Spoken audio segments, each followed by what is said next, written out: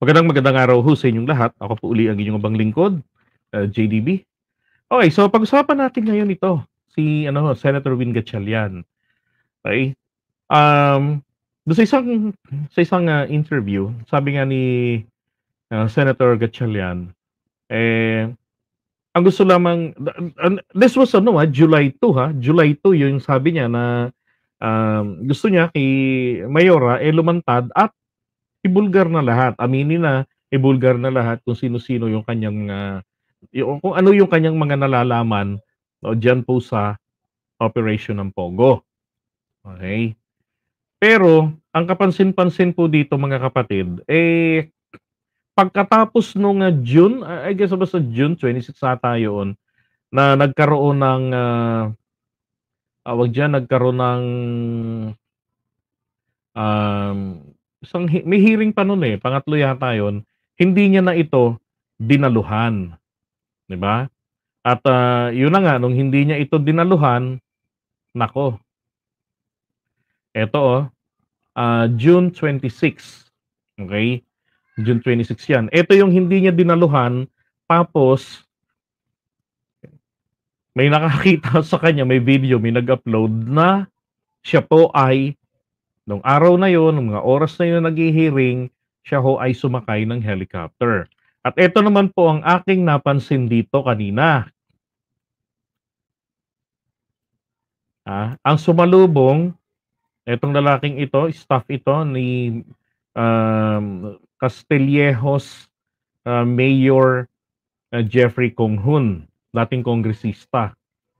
Hindi ko alam kung related ito, siguro doon sa congressman ngayon na jowa ni Aiko Melendez, 'yan. Ako, "Uy, teka muna, anong kinalaman mo diyan, Mayora?" 'Di ba? Oo. So eto ho yung, panoorin na natin 'to. 10-4 sir, nakalapag na yung VIP. Proceeding ko ng Yan. vehicle, palabas na ng kanila. Any seconds.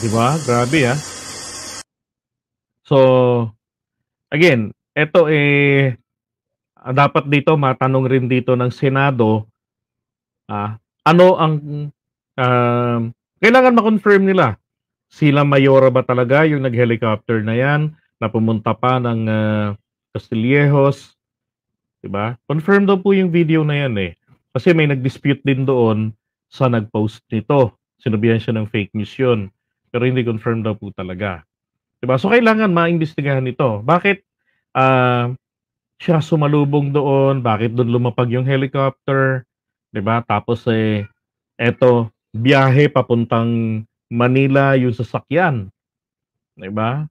So, dahil putol nga yung video, eto nga naman ang aking hinala diyan. So, by land ang ginawa nilang pagsibat, and then through private plane 'yan, sumibat na, gano'n. At saka eto rin yung sinasabi nito ni, Senator Gatchalian na posible ang ginamit ni Mayora na passport ay yung kanyang Chinese passport. Kasi may Chinese passport naman talaga si Mayora. Oo, yun. Kaya nga nagulat din ako, ang mabasa ko na, uy, pareho kami ng hinala nito ni Senator Gatchalian. Despite na ang abogado ni Mayora, sinasabi niya na nandito pa rin naman etong si Mayora sa Pilipinas. And then pina-check din daw naman nila sa BI, wala silang nakita na record ng, Bureau of Immigration na ito po ay si Mayora ay lumabas ng bansa. Pero sabi niya, alam naman natin na may iba pang way para tumakas, 'di ba? Doon na nga lang, sabi ko nga, doon na nga lang sa Zambales, Bakit kailangan pang pumunta nung sasakyan dito sa Manila, 'di ba? Para lang pumunta, let's say, ng NAIA, and then sasakay ng private jet, 'di ba? So possibility nito, somewhere diyan po ng Zambales 'yan, and then along the way, highway, pinick up na yan. Pwedeng ng Chinese Coast Guard, di ba? Pwedeng ganun eh. Hindi ba meron ding mga meron ding mga balita noon na ang tatay nito ay may connection. Ano 'yun? Alam ko Taiwan yung naglabas nung na 'yon, nung content na 'yon sa kanilang investigasyon. Ang tatay ni Mayora ay may connection doon sa mga espiya ng Communist China na nandoon po nakabase sa Hong Kong. So possibility nito, 'di ba, from Zambales, then backdoor exit ang ginawa, then nasa Hong Kong. Posible 'yan. Now, bakit sinasabi ng abogado na nandito? Siyempre, trabaho niya 'yun eh. 'Di ba? Nasabihin niya na andito. Pero ang tanong nga, dapat ma-question siya, kailan mo huling nakausap at saan? If it was over the phone, okay, kailan? 'Di ba? Ano yung phone number ni Mayora? Dapat matanong po 'yan pagdating ho diyan sa investigation. Now, kahapon, sabi natin, ayon naman po ito sa kanyang abogado ni Mayora, si Attorney David, na siya daw ay Mayora was contemplating, 'di ba, to show up, surrender sa Senado. And then, sabi rin naman ni Chis Escudero, it depends on Risa Ontiveros kung papayagan siyang hindi na ikulong kapag nakumbinsi niya ang committee na magpapakita siya palagi sa mga pagdinig. Diba? Yung ganon. Kaya sabi ko, teka muna. Bakit parang gusto na naman ninyong pakawalan? Kaya nga tayo natatakasan dahil sa sobrang kupad ninyo sa trabaho. Diba? Sinasabi kung ano yung kanilang natuklasan doon sa backdoor, doon sa executive session. Diba? Tapos ang nakapansin-pansin tuloy, ako binabantayan ko po, kung pagkatapos nito, because I was thinking na possibility nito, pagkatapos na ma-extract yung mga information from Alice, ay patatakasin ito. Diba? So, ganun. Sa akin naman, kung nakatakas, wala nang problema eh. Bakit? Ang ending naman talaga rin ni Alice, ba't din eh. Kung na-extract na, nalabas na ni Alice lahat ng kanyang nalalaman, good. At ako'y naniniwala na nangyari na yan. Dahil etong pagkatapos ng executive session na yan, ano ho nangyari? That was the second, hearing nila eh. Ang nangyari doon, nag-press conference yung mga senador natin na nag-iimbestiga, and then sabi nila, sila mismo ho nagulat dahil sa natuklasan nila, sabi pa nga nanindig yung balahibo ko. No. Parang si Gatchalian yung nagsabi noon, tumayo balahibo ko sa mga mas marami pang nalaman namin, mas marami pa kaming natuklasan tungkol dyan sa Pogo. 'Di ba? Tapos noon nagsimula na nga yung sinasabi na kapag nalaman ng taong bayan kung sino ang nasa likod nito, tiyak na magigimbal ang taong bayan. Sino naman yun? Ang ituturo nung. Kaya nga ang sabi ko dati, if you remember, 'di ba? Sino nakakaalala noon? Di ba ang sabi ko, possibility nito ay ang presidente ng Pilipinas, vice president, mga senador, 'di ba? Ganon katindig yung kung magigimbal ang sambayan ng Pilipino. So sino ba yung nasa level ng presidente, 'di ba? Sabi ko nga, kung ikakanta si Duterte, hindi na ho ako magtataka doon. Kasi alam naman natin na si Duterte, yan yung nagsulong talaga ng pagpasok ng Pogo rito. At kung yung sinasabi nila, the reason behind kaya pinapasok dito yan, excuse me, kaya ho pinapasok yan dito dahil kailangan natin ng pera, hindi ho. Nangailangan tayo ng malaking halaga nung panahon na po ng pandemic. Pero ano ang nangyari naman noon, 'di ba? Bago pa magkaroon, 2016 pa lamang, mari-research nyo yan, nagpa-process na ng Pogo license ang PAGCOR. Pagdating nung 2017, 2018, ganyan, nandito na po ang POGO. Ang ginawa nila, hindi na nila hinigpitan para sana na-verify ang identity ng mga incheck na pumapasok. Diba? Correct. Sabi nga niya, Jonas, ang POGO malinis yan. Wala naman yan sa mga probinsya. Dito lang yan sa Metro Manila. Putik na yan, di para tayong, para pa lang kaming mga taga Metro Manila, binuhusan. Parang ano, yun nangyari, yung mga demonyo galing ng langit. Diba? Yung mga fallen angels. Hinulog dito sa Metro Manila at nang bumagsak, nagtilamsikan, kumalat na sa iba't ibang panig ng bansa ngayon. At maraming mga naka-underground dyan. Now, ako para sa akin, dapat sa sona ng ating Pangulo, I'm praying na doon yan na sabihin na iba na ang POGO. Kasi nakikita ngayon na marami hong mga POGO na nag-underground. Ang fear natin is, yung POGO, kapag binan ng gobyerno yan, mag-underground. Well, actually, they're doing that. May mga POGO ops dito, pero nag-underground sila. Kaya nga sabi ni Richard Gomez, the only way or one of the possible ways na para ma-determine kung nasa ng POGO ops is tignan ng area kung saan ang merong napakalakas na internet usage. Kasi kung nasaan po yung mga parang call center, makikita mo talaga yung lakas ng bandwidth na nakukonsumo. Either ito ay through wired internet o kaya naman yung via satellite, nakikita yan. Diba? Kasi grabe na ho talaga. Kita nyo naman din yung nangyari doon sa Porac, Pampanga. Yung farmland ng mga magsasaka na dapat sana ay na-turn over ng nakaraang administration sa mga magsasaka, ang nangyari, na-turn over sa mga tsekwa.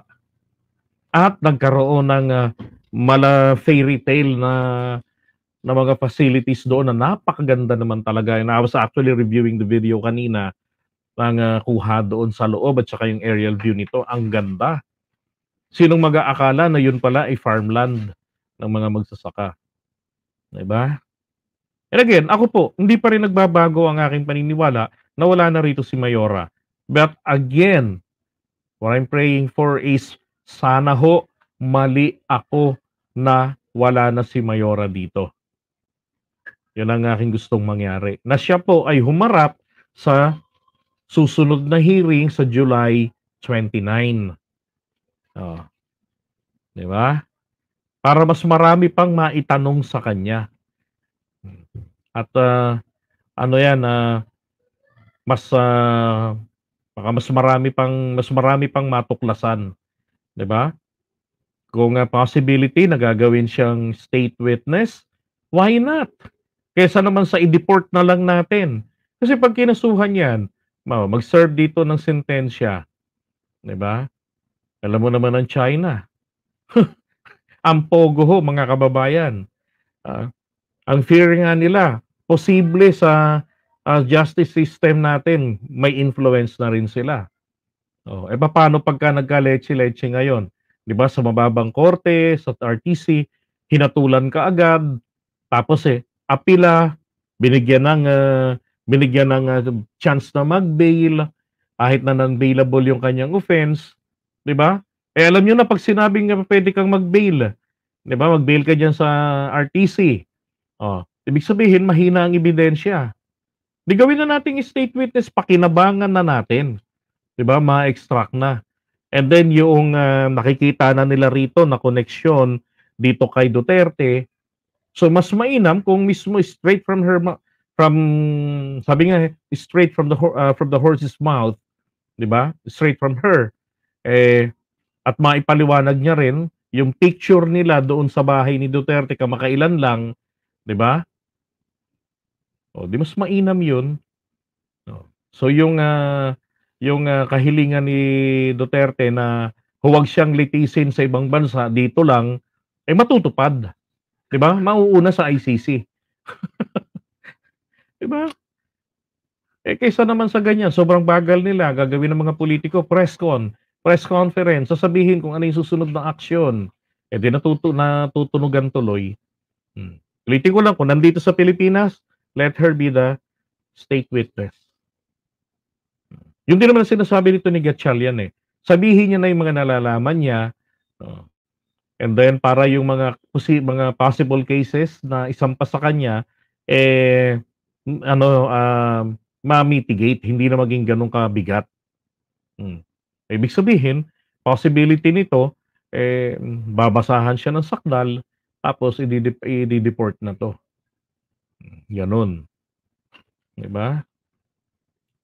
Alright, sabi ni Metamorphosis, mas maganda nga mag-state witness, tama katibayan para mabawasan ng grounds.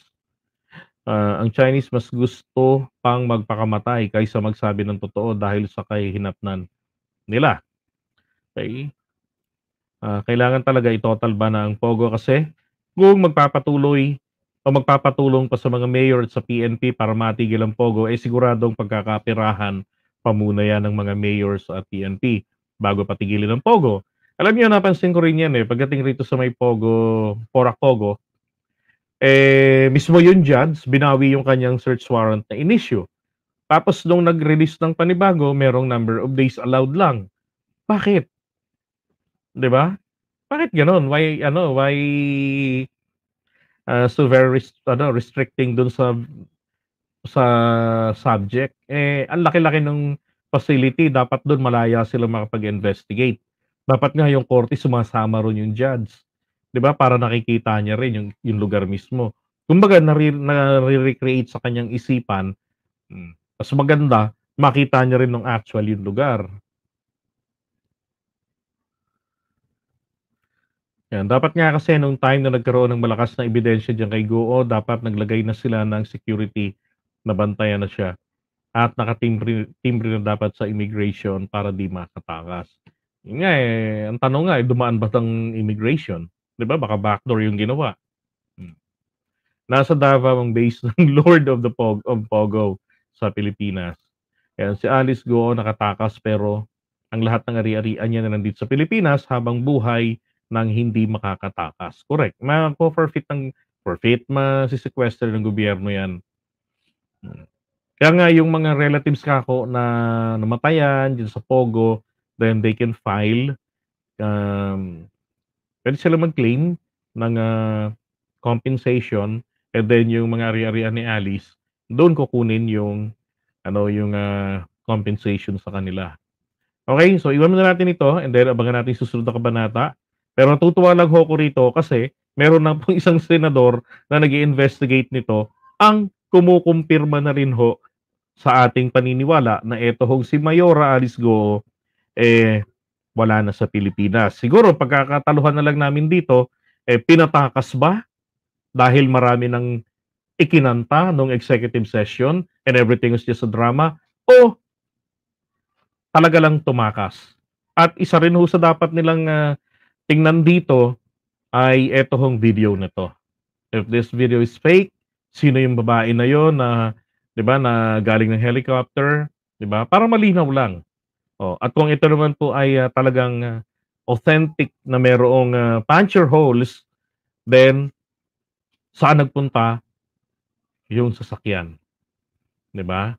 Anong papel nito ni mayor or maybe courtesy kasi pareho silang mayor kaya sinalubong niya. Yung gano'n lang, 'di ba, para malinaw lang, black and white.